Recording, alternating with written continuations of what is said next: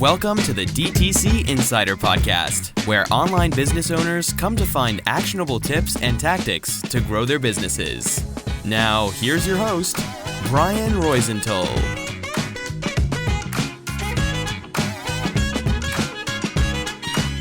Hey, welcome to another episode of the DTC Insider podcast. I'm Brian Roisentul, your host, and I'm here with the co-host, Florencia, as well. Hey, Flor, how are you doing? Hi, doing well. And you? Doing well. Super excited because we are only 1 week away from Black Friday. I cannot believe time flies, really. Of course, we have already started doing the promotional actions for this time of the year for many of the brands. So I hope you guys did as well. And I know we are all over the place right now. So we are going to keep this one short and sweet with the latest news in the industry. Okay.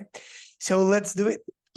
The first one, let me find my notes. One sec. Okay. The first one is that Amazon and Meta, this is a big one, made a deal, a very good deal for Meta advertisers. And the big news, in case you didn't hear, is that you are now going to be able to shop Amazon directly from Facebook and Instagram. This is a big deal, right, Flor? Huge news for advertisers and for users as well, because you can link your Amazon account and you don't even need to leave the platform to finish the purchase. So Exactly. changes the game completely. And unfortunately, I mean, we have good news and we also have bad news for you, right? I don't know if bad news, but we might think that this is great, but this is great in many ways, but in many others, it's not so great. But let's see how it evolves. And I'm going to share that with you in a sec. But what does this partnership mean? You might be wondering, what does this mean? Well, we are not that clear yet because there isn't a lot of information around for now, at least. But what we do know so far is that allegedly you are going to be able to buy Amazon products from Facebook and Instagram feed and ads, or from one of those. We are not that clear in that because on some part of the article it says ads, and in some others it said the Facebook and Instagram feed. So we are not clear whether it's going to be both of them or only one of those, right? But that's a huge deal already because if you sell on Amazon and you advertise on Meta, right now the only option is to send traffic to Amazon. Now that stops and you can actually sell your Amazon products. And what customers will be able to see is what, for? Everything, really. They can see price in real time. They can see if it's available for Prime memberships. They can see everything. It's going to be a very good experience for users. Yes, exactly. Yeah. So for now, sorry, go ahead. There's a drawback for the advertiser side, though. What is it? Yeah, Amazon hasn't changed their policies, of course, so they're not going to be sending back to Meta a lot of the user steps, the products they view, if they add to cart, if they purchase. So this is where it's not so good news for everyone. So we were hoping that this was like the light at the end of the tunnel, right? We were waiting for this for so long. It's like, hey, we do have clients currently actually that they sell on Amazon, and when we advertise on Meta, it doesn't make sense, right? Because we send traffic, we don't know how that ends. We need to do many workarounds to get the results, and not even doing that, we can get them accurately. So this was like what we were expecting, but no, it seems that they will make us wait longer for this. I'm sure this partnership will evolve, but we don't know how, and we expect, I'm sure everyone doing these, Facebook and Instagram ads and selling on Amazon as well, expect Meta and Amazon let us in on the data that they collect and track purchases and many other information. That would be great to have. Okay. Yeah, it's super weird because if you can run ads but you can't optimize for purchase, you're left with traffic and it's not optimal. Yes, Exactly. So what else do we have today, Flor? There's another news on Meta. There is a new ad format. It's flexible ad creative. So Okay. This year yeah, they went crazy. I mean, I saw a post on LinkedIn the other day of somebody uh, doing a quick recap on every update Meta did this year. So they released like 30 or 50 updates this year alone so far. That's a lot. It was a big yeah, year for Meta. yeah. 2023 has been crazy with news all the time. Yeah. Yeah. So this new format, it's like it lets you upload different assets, images, videos, copy, everything, and what it does, it can combine them, creating different ad types, not just showing, apparently, not just showing one of the assets or the other, but combining them in videos, carousels. Um, it looks like it's going to be very flexible in that way. Okay. I'm a little confused, and I don't know if somebody or many people in the audience as well, because we had dynamic creative. We have those ads in which you can actually upload multiple assets. So how is this different from those options? It's not super clear yet. It seems like you always have like different ways of doing the same thing, but there's always some differences in one way or the other. This way it's not super clear, but dynamic ads normally choose one of the assets and show that. Flexible ads are supposed to be able to combine them. For example, create a slideshow from the images or create carousel. It looks like it's going to be that difference. Um, we need to start testing it to see how it goes. Yeah, and my friends, this is another signal saying us that we need to embrace AI. This is another effort towards the automation. You know, if you are one of those advertisers or media buyers who like touching everything all the time, that era is coming to an end. I'm not saying which option is better. Of course, we all have different thoughts and point of views on that. But all I'm saying is that it's going towards that direction, right? This is another effort from Meta's and to have these automated, on the ad side of things. So if you are now currently uploading manually some assets and deciding whether it's going to perform as a GIF or as a video or as a image. Now, Meta is going to say, "Hey, give me the assets. I'll decide what I will do with them. I might build a carousel or video or anything that I want." Right? Yes, it's difficult for media buyers and for advertisers in general to give up so much control, but that's where the industry is going. Yeah, we can start doing something else though. For example, this brand, this is a beauty brand, but it's a special beauty brand. Listen well, they have a four-step formula to build customer loyalty that has worked for them. This might not work for you necessarily, but I'm sure there are many takeaways that you can get from these.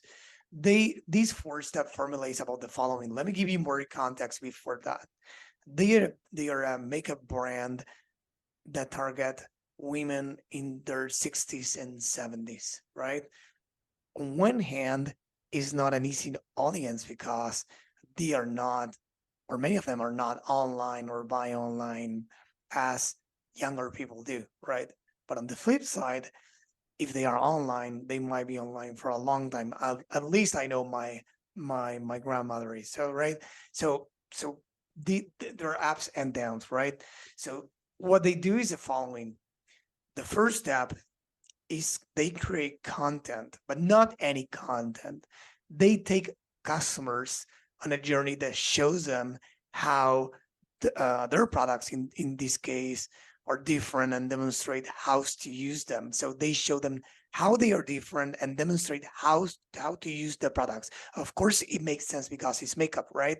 There are some product categories that might not need explanation. In this case, it does. And the key to success, as they say, is earning uh, their customers' trust and confidence long before their first purchase, right? That's why we always encourage brands to create content showing many things, not only showing the product, showing a model, showing an actor, etc. We advise brands that connect with through content with their customers. Yeah, this is so important. It's important because learning how to use the product, the benefits of the product, seeing more than just the characteristics of them, is what can create a huge difference. And people need to see that, especially when you have such a niche audience that you're catering to. You can communicate with them in many different ways, and they probably have unique challenges. Like it's not the same teaching a 60 or 70-year-old woman how to use your makeup, because they have probably been using makeup all of their lives, than a 20-year-old. It's just maybe not just learning, but in the early stages. Exactly. And content follows you or your customers everywhere. It's not only before they buy. After they buy, it follows them as well. But not just any content. We just addressed how important creating content is to a brand. But the most important thing is to personalize the content to each customer. And you might be wondering, how on earth can I personalize the content for each of the customers, right? Well, it's easy, right? Let's say somebody buys a product that is, I don't know, some shades or something that they lipstick or anything else. In this case, they again sell makeup for women, right? So what they do is they follow up with content specific content for the customer to make the most from the product. It would be a tutorial video or anything else that activates the customer, and then in the future, if they like them, come back for more. Why do I say activate the customers? Because there are different industries. In this case, beauty industry. You need to activate the customers. They buy a lipstick. If they don't ever use it, it's not likely that they buy from you again, and it makes sense. But on the flip side, if you can help them activate and encourage them on the night routine to do whatever, the 3 tips to do better, whatever, right? So you can help them activate, and according to them, that led to a huge improvement in the retention as well. And personalization is super important, but they have an advantage that I think women tend to be very loyal to the shades that they use in their makeup. Like, some women explore more, but you know which are your colors, you know which tone of lipstick or eyeshadow you want to use. So you can keep recommending these women other products in the same shades that you already know that they like and they use. So you don't have to guess what's the next color they're going to buy, because it's probably going to be very similar to the previous one. I don't know much about that, but I believe you. I don't know my shade colors or lipstick colors. I haven't tried that. Although my 4-year-old twins always like to, so I just say, hey, go to mom. I don't know how to take it out, how to take it off. I don't know how to just probably on the hand. I'm okay with that, but otherwise, I don't know. I'm not so sure if it's my color, right? You need to find your shade. Sorry? You need to find your shade. I need to find my shade. That could be my motto. Yeah, and the third step, that's community, creating their community, right? They created a Facebook group, a private Facebook group, have more than 9,000 members, and they're active members, correct? 90% of them, as they said, are active, right? That's huge. Awesome. And not only online, they also meet in person regularly, as they said. So that's awesome. It's a true community. That's a true community, yeah. And when they stop talking about the product and start sharing about their lives, meeting each other and sharing, in general, then you have something special there. Yeah, we had a great episode on building a community with Brock Mamoser at Frostbody. It wasn't long ago, probably a month or so ago. So look that up because he gives his framework um, on how he built his community, right?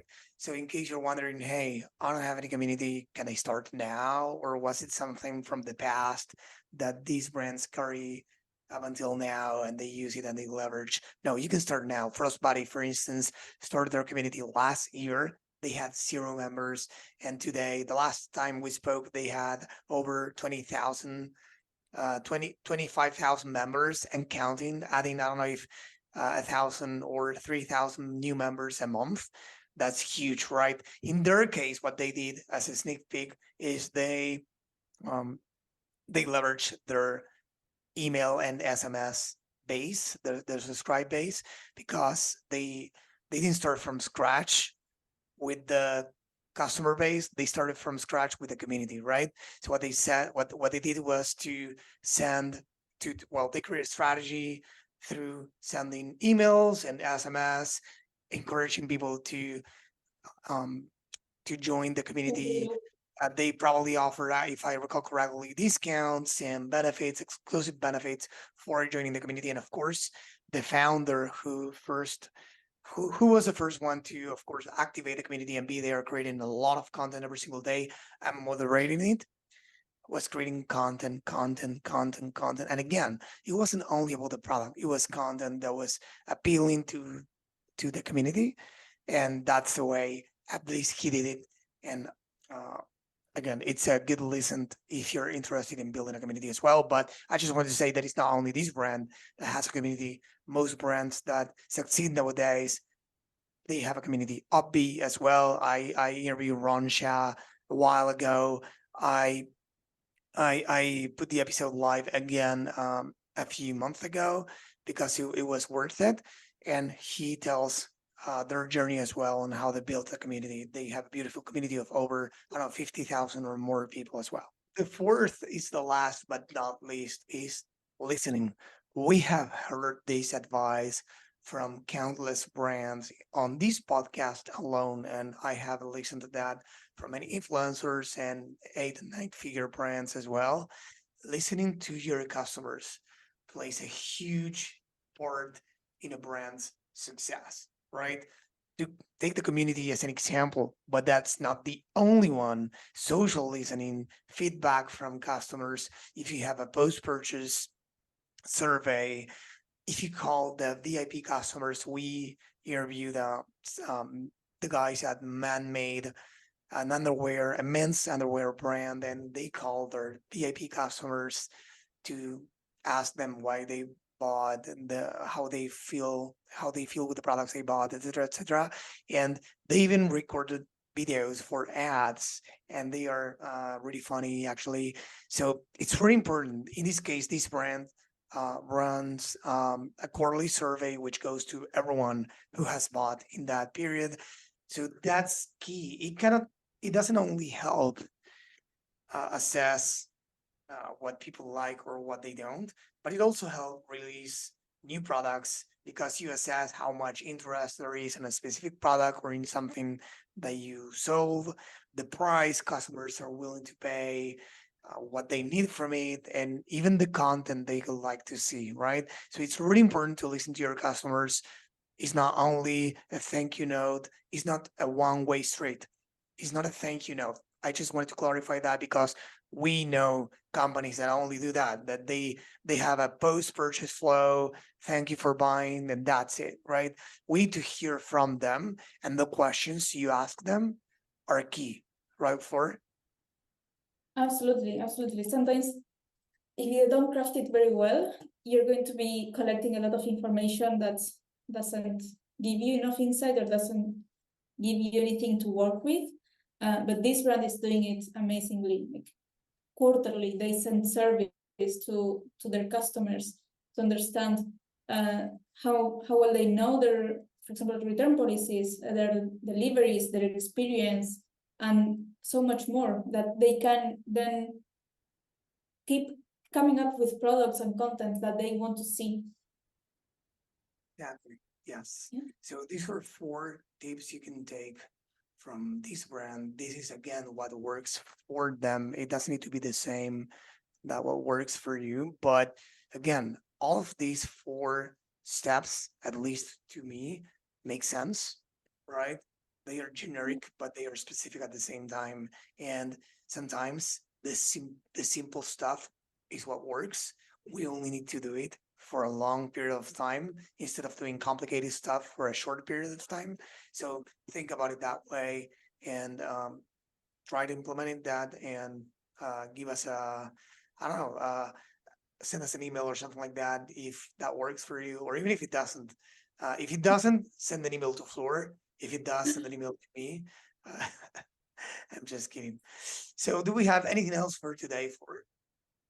I think those are all of the news for the week. I think that was it. There are many things that are going on in the market. Meta has released many other things, many new features, like you can advertise to groups. You can there's something new about the lead generation forms, many things, but we try to keep it simple and relevant to Black Friday and the promotional season. So we wanted to keep it short for this one, as we promised. So I hope you guys enjoyed, and we'll see you in the next one. Thank you. And thank you, Flor. Thank you. Bye-bye. This episode was brought to you by BSR Digital. We help DTC brands grow through paid ads and email marketing campaigns. If you'd like us to help your business grow, head on over to bsrdigital.com and schedule a call with us.